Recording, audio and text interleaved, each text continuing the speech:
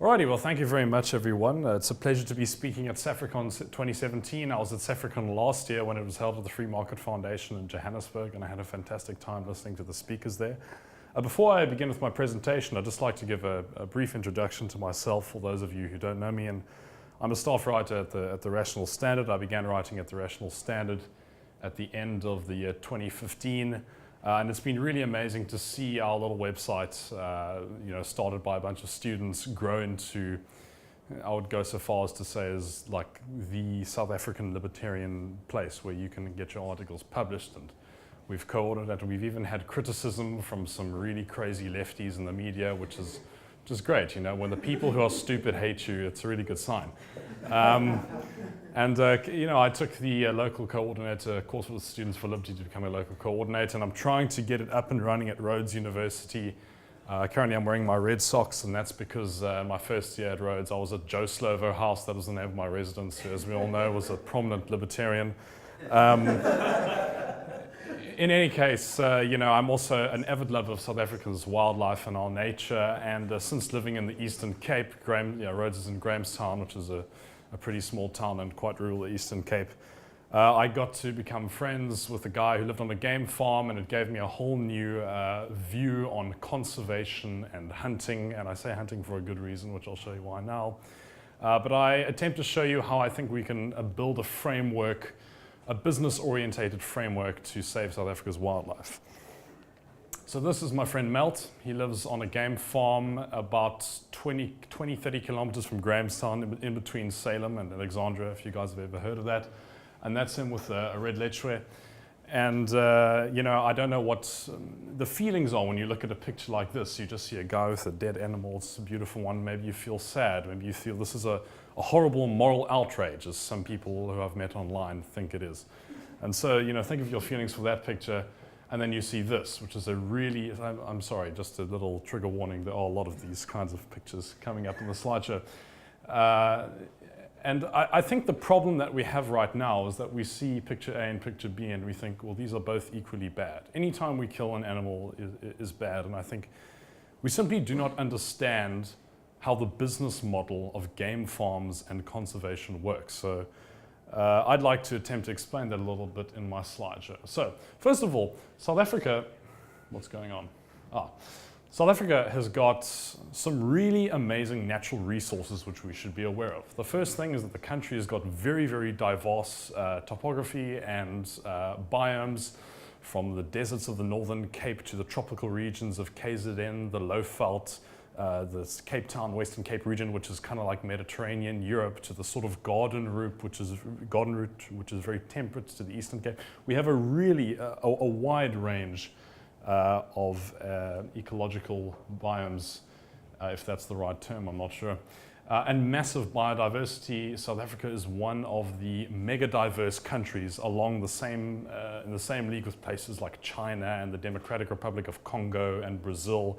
And little South Africa is with all of those. So they're really, we need to, and yeah, just a few of the numbers of species that we've got. So we really have some quite amazing natural resources in this country. Okay, so now what? How can I make some money off this? It's the logical, libertarians. It's the next question we need to answer this question. So I want to just talk about, the business of running a game farm. How does this work, basically? So there are 4 ways at present which a guy like Melt living on a little game farm in the Eastern Cape is going to make money. The first one could be for safari or tourism. Now this is more akin to what we know about conservation and the game life of South Africa. As you go to the Kruger Park and you get in your 4x4 and you drive around and you observe the game. And if that's not your type of thing, maybe you think that sounds a bit strange, but it's something I've been doing at least once a year since I was very young, and it's really beautiful to observe wild animals in their natural habitat. So that is a big money maker, and you can infuse that with hospitality, and you attract tourists. And South Africa is very unique in this regard because we're one country in Africa which is relatively stable. There's no civil war going on here. We've got a relatively well-developed economy. Our infrastructure comparatively is really quite excellent. So South Africa is in a really good position when it comes to that. And so this is actually a wonderful generator of revenue and a great way to attract tourists to South Africa. The second thing is breeding, and this is what Melt does as the primary source of income on his farm.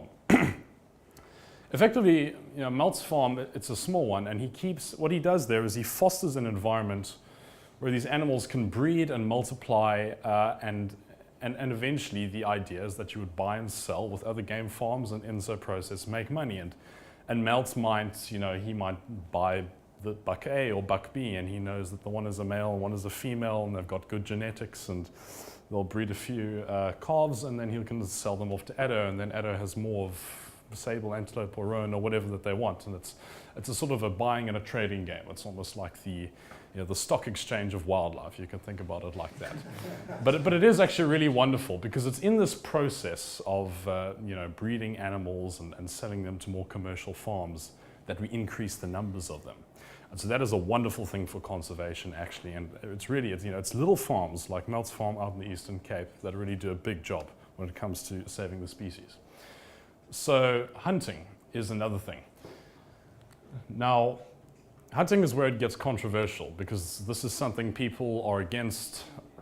I did not think I believed my eyes when I saw Jim Jeffries, who's a very funny but extremely offensive Australian comedian, making jokes about how he thought hunters were like the worst people ever, or something along those lines. I can't remember what it was, and I think there's just a severe misunderstanding of hunting.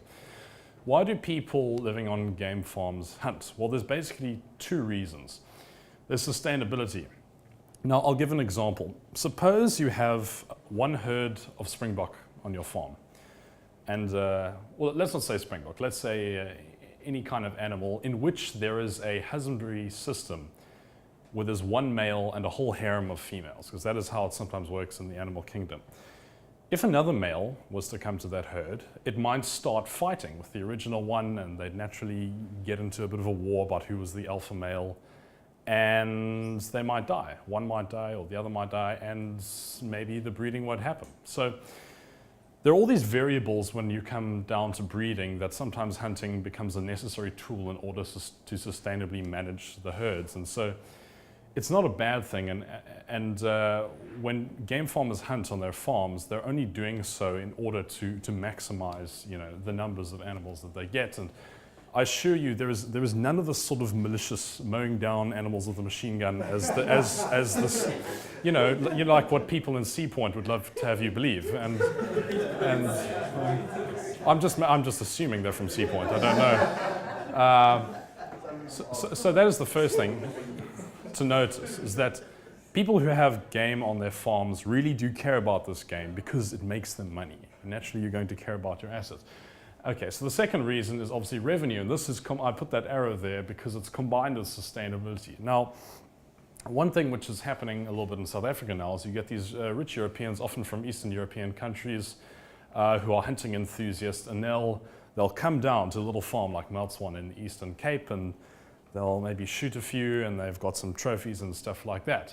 But obviously the buck that they'll shoot will have been selected by the farm owner for sustainability purposes. Maybe it's a really old buck whose teeth are ground down and it can't feed itself anymore, and it's just going to starve to death because there are no natural predators on this farm. So they always make good decisions when it comes down to these things. And these Europeans, I know Melt in his case, he had a few Lithuanians come and hunt on this farm, are willing to pay big bucks because we have some really amazing animals, some really beautiful ones here, and they get trophies to take back with them. Now, the thing to notice about this, if anybody's thinking maybe there's a bit of an ethical problem here with shooting for trophies, that's always something that's very controversial. You have to consider that the revenue that these farmers are getting is going to go back into the farm so that there are even more animals. And that's the key thing I want to point out here. So, as I mentioned, animal products is the other one. Whenever there's hunting, you've obviously got a massive carcass, and they'll often sell for some meat and skin, although it's really sort of marginal hunting, as I mentioned there. And it comes down to this, the bottom line. Conservation, game farming is really just like any other business. It is within the interests of the game farmer to run his or her in a farm, I left out the word farm there, in a sound, ethical manner. Any revenue made from the farm will ultimately be reinvested back into the farm, and more profits equal more products. Now, when your products are an endangered species, this can be very important. So let's talk about rhinos. Rhinos is obviously the thing which encapsulate a lot of South Africans. Personally, as someone who's been going to the Lowveld at least once a year for as far back as I can remember, I've witnessed the decline in the rhino populations from the number of times we've been seeing them. I saw a rhino in the wild last year for the first time, I think in about 5 years. And it does go to show. So the rhinos are certainly a thing to keep in mind here. So, a little bit about the rhinos. Currently there are 5 extant species alive today. So the 2 in Africa and Southern Africa, the black rhino and the black rhino and the white rhino. And then there are 3 that exist in Asia. In Indonesia, there's the Javan and Sumatran rhino, and the population of those 2 is like really small, just a few hundred, and they're now isolated to a very small area. And then there's the Indian rhino, which exists in one or two, or a couple of game reserves in Assam state in India, which is the one on the far east of India. All but the white rhino and the Indian rhino are critically endangered. And South Africa has about 80% in terms of pure numbers of the world's rhino population. So we play a big role here. South Africa is very important when it comes to rhinos. Here's just a few pictures. The Indian rhino on the top left, I believe that's the Javan rhino. I get confused between them. Okay, I don't want to say something incorrect, but black rhino and white rhino on the bottom. So here's just a thing from the WWF, the rhino statistics. As you can see, it wasn't too bad prior to 2006, 2007, 2008.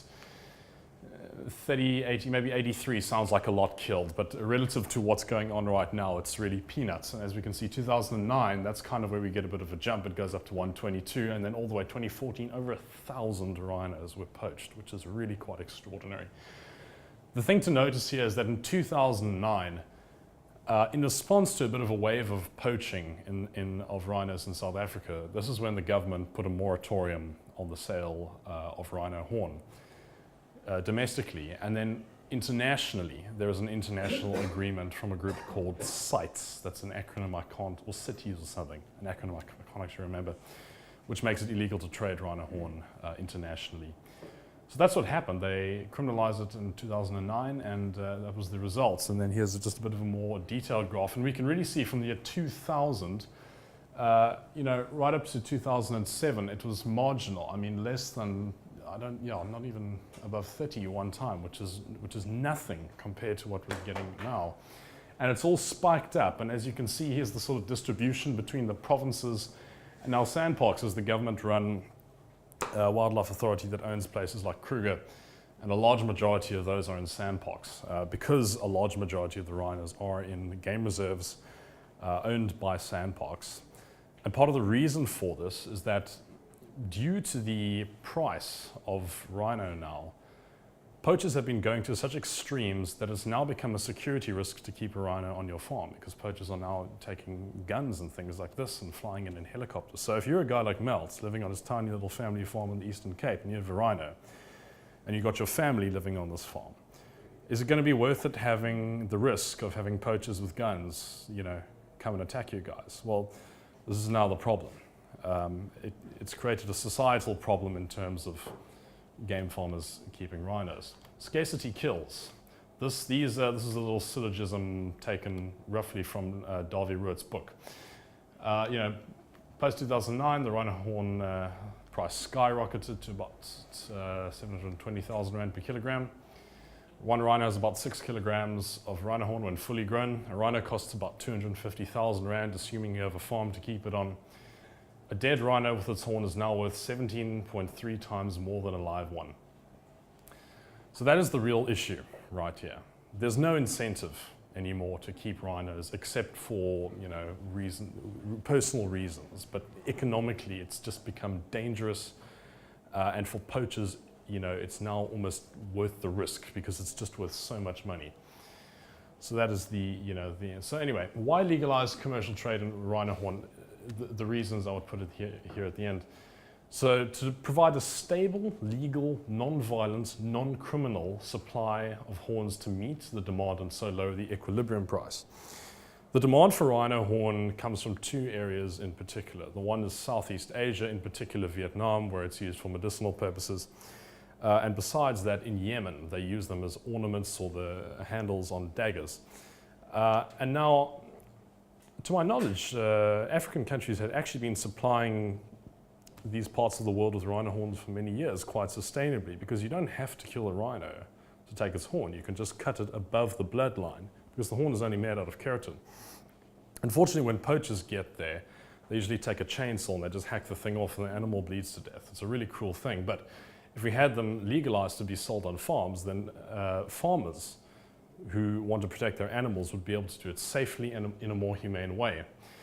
This would provide a significant extra income source for farmers. And once again, we just have to consider that when farmers get more money, they're going to put that money into their business. So this extra income is ultimately going to fund conservation. It sounds quite funny, but we're going to be selling rhino horn to fund saving the rhinos. And you need to think about it like this. Obviously, the numbers will then increase of rhinos because it'll now be attractive to keep rhinos on your farm. And like I said earlier, the horns can be harvested safely and in a humane manner, so as not to harm the animal. Yeah, just the last slide. We're never going to save the rhino unless it becomes more worthwhile having rhinos alive than dead. The conservation business is literally like any other one. Regardless of what some might say, there is nothing wrong with this. There is nothing wrong with saving something by business. I'll never forget an argument I had with a guy, and I explained this whole argument as to why I wanted rhino horn to be legalized, and his response was, well, if you're going to be making money off the animal, that's morally wrong in itself, and you shouldn't do that. So I said, okay, I suppose you're all right with extinction then. Sometimes the best solutions are the most counterintuitive ones.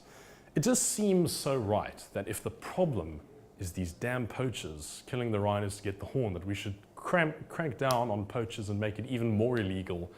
But unfortunately, it's not always the case with everything. Sometimes you have to think a little bit out the box. Sometimes you have to go a little bit counterintuitive to find the solutions which work. Thank you very much. Yes. There's one thing I disagree with you. Yes. I think it actually is intuitive. I honestly have got to the point where I can't actually argue with people how I can't actually disagree with you at any level about this is an obvious thing. Like I can see why some people would be a little bit questionable about elephant farming because you have to kill the elephants to get the ivory. But do you see people protesting against sheep shearing? Vegans. Yeah. I mean, that is a very good analogy. In fact, for sheep shearing, sheep actually need to be shorn in some cases. But look, I think the fact of the matter is that, we have this tendency to think if something is bad, we should make it illegal and the problem will go away. Well, that happened wonderfully in the 1920s with alcohol. It's happening wonderfully now in the US with drugs, and I think the same holds true for this. Yes, Russell. Thanks for a great talk. It's a topic that I spend a lot of time thinking about. I'm very passionate about this topic because it would be devastating to see the black rhino and potentially the white rhino go extinct, one of the great African animals. And you know, when you think about prohibitions and the emergence of contraband and things like this, I agree with Nick. I think that these solutions are, Nick, you asked the question, these solutions are very intuitive. And I think if you lay out, for example, the drug legalization case to people, or rhino legalization, I think it's barring the odd, very firm ethical position that someone might take in a certain context, which would be, I think, too rigid and unyielding. It's basically kind of a no-brainer type thing, and that's why my concern, unfortunately, with this kind of stuff is that it's too profitable for the people who are involved in, people that benefit from the ban, right? Yeah. So the war on drugs, creates huge benefit for bureaucrats, drug dealers, cronies who are in on the trade. The same with Rhino, when you'll have triads and syndicates in Asia that will benefit tremendously from the scarcity and the price increase that it causes. I don't have any proof of this, but I'd be extremely surprised if local politicians were not involved in rhino trade in some way. and it's less of a question. It's just maybe has some thoughts on this, maybe anyone else has some thoughts on this. But it's a comment on the fact that the barrier to actually getting this done is the special interests that benefit. And I wonder if a rule on this kind of stuff is not that things will be banned if they're kind of non-necessities, and they can be and they can have some sort of faux moral case sort of cased around them. So drugs tick that box, Rhino horn kind of ticks that box, and it creates these perfect little enclaves of protected industry for kind of special interests. So interesting thoughts. I think it's a very good point. Unfortunately, I think many of the policies, we as libertarians would like to see are not going to happen anytime soon, at least in South Africa. It's just a bit of an unfortunate fact I've personally resigned myself to. But I think the point of this presentation here is I'd like to put the case forward in very simple terms so that you guys can go out and tell people now. In terms of practicality, I will say this. From my experience of being good friends now with a game farmer, it very much seems to me like the people in the business of conservation, people trying to save these animals are in favor of this. So I think the problem that we have right now is there's a big disconnect between the politicians who think they know what's going on in the rural areas and the rural areas where the farms and the conservationists are not being able to contact the politicians. Of course, cronyism, as you mentioned, is going to come into play, and I'm not really sure what the answer of that is, to be perfectly honest, except that I really hope we can have the integrity to elect people who will, not become subject to that. That's kind of all I have to say to that, unfortunately. Yes. Yes. Thanks for this talk.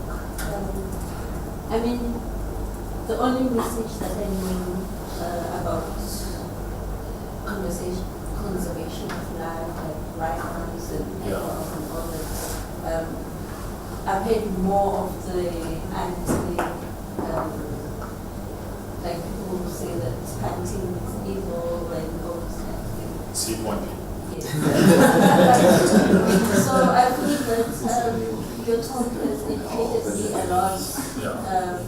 I will say that perhaps Utemba will agree with me when I say that people, let me say black people, are not very educated when it comes to, we have a strange relationship with animals. So I've never even thought about that much of what you said. Yeah. But going forward, I'll think more about it, because I saw more pictures of the blooded rhinos killed, that have been pushed and killed, unfortunately, than like what you just presented now. So I'm glad that I came, and I'm glad that you educated me this much. Yes. Well, my pleasure. My pleasure, and I'll just quickly respond to that by saying the reason I am very passionate about this, and Russell says he's also very passionate, and I suspect it might be similar, is because I've been going up to the Lowveld to observe game at the Kruger Park, that kind of area. And it's a really special thing to see these animals in the wild. I think it's a wonderful thing that this country has, and we need to look after it as a part of our heritage. But I can't really make any more big of an argument than that, besides I think it's really special. I've got a few. Yes, Temba. Yeah. Minister Edna Molewa, she is the conservation minister or something. Conservation minister, environmental. That's too many departments. Yeah. I've seen her commenting on, on the situation of the rhino and his position right now, its status right now, and the fact that it's so vulnerable, and the government seems important in terms of containing, the poaching of the rhino. Now, I haven't seen her for quite a while, but what I do recall about her is that she's always been an open-minded person. Yeah. And that she's not the kind of person who will say, well, let me consult with my colleagues and so on. Once she's brought into an idea or principle, that she will be the one to champion the cause and so on. So my suggestion would be that you consider putting together a presentation along the lines of what you've just done, You know, this is just so good. I once read an article, a paper that was written by, I think it was Michael Sass-Rolfers or someone, titled Saving the Rhino. And that was good, but what you've done now, just this presentation for just this short period of time is really powerful. And I bet you that if you were to have access to her and you did the presentation, just this presentation, what she might halfway buy into it or completely. And that if she did so, then you could be sure that over time it will translate into actual policy. So consider that. Well, I would be more than happy to do that, but I think what would actually be even better is there are a few farming associations. For example, I know the Eastern Cape best because that's where I live at the moment in Grahamstown. I think it would be lovely if people, farming associations, farmers are actually there, maybe could do this because they know even more than the point about you is that you Yeah. would not be perceived as a vested interest. Oh, okay, well. Somebody who's applied his mind to this and so Yeah. on. It really would be good. I will certainly consider that. And if the MEC of whatever this is in the Eastern Cape is watching this video, I live in Grahamstown, please contact me sometime. Yes.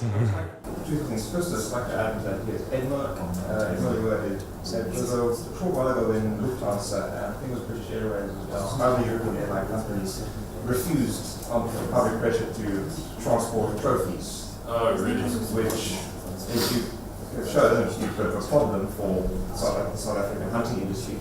She got on a plane and flew to Germany. She met all of the airlines there and got them to actually change their policies around it, effectively saving the trophy hunting industry in South Africa. So I would also, on that note, urge you to. I'd like to suggest that with the advent of Skype, that's a big waste of government funds. But nonetheless, good job, I suppose. The hunters were quite appreciative of it, just considering government spent so much time to take away their right. I'll take one more. Lauren. Hi, again, thanks for the speech. I do tend to agree with that, quite a pragmatic solution. My question is a bit different. I was just wondering whether you could account for the slight drop-off in numbers of rhinos poached over the past 24 months or so. Yes, I don't exactly know why, but it so happens that I think this year, early this year or last year, I can't remember now. It was 2016. They legalized domestic sale of rhinos, of rhino horn. So whether or not that's the reason why, I don't know, but I think it did happen around that same time. It could also be because there are just fewer rhinos. They're becoming more scarce. Yes, yeah. It's also just worth the stats on rhino poaching are a little. There's a margin for error there that I would just take. Absolutely.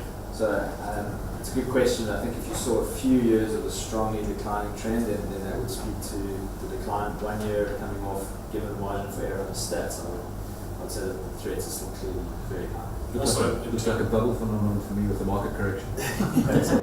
Also, just by the nature of the animals, they are not bound by international borders. Certainly not with, for example, Mozambique, where the Kruger Park and I actually don't know the name of the one on the Mozambican side, but it can be a little bit difficult to keep track of these. In any case, I feel like I've run out of time. I don't know how much time I have. I was giving you time because Okay, just well, technical issues which I've just fixed. well, let's. Okay, yes. So I've got a lot in common with you. I grew up most of my life going to a game park at least once a year, more up in the Highveld, and up in Zim as well, in Botswana. An uncle of mine used to, he was the head ranger in Pilanesberg National Park, used to be out in sand parks, then went to go and work for Botswana, and now works for USAID. And a worrying trend we see there is South African parks selling their rhinos to Botswanan parks, because Botswana's using the army to protect the rhinos. Oh, really? But now you're having a little arms race between the poachers who are picking off the easy pickings here. As soon as they become slim enough and you have a concentration of animals in Botswana and the price goes high enough, you basically have rhino wars going on. But it was interesting that the guys within sand parks are actually quite pro-hunting as well. So even within the national structures, they're trying to lobby government to do the same thing. Yeah, geez, I haven't been aware of that at all, but I think that simply speaks to the simple economic effects of what happened when something becomes scarce. And once again, I think the knee-jerk reaction is to just put as much manpower to protect these animals, and it's all for, the mindset is good and the motivation is there. But unfortunately, one needs to do an economic impact assessment and ask how's the price going to increase rather. And what are the effects of this going to be? I was not aware of that personally, but I think it does speak to the economic effects which we now face as trouble. In any case, I think I'm out of time, so thank you very much.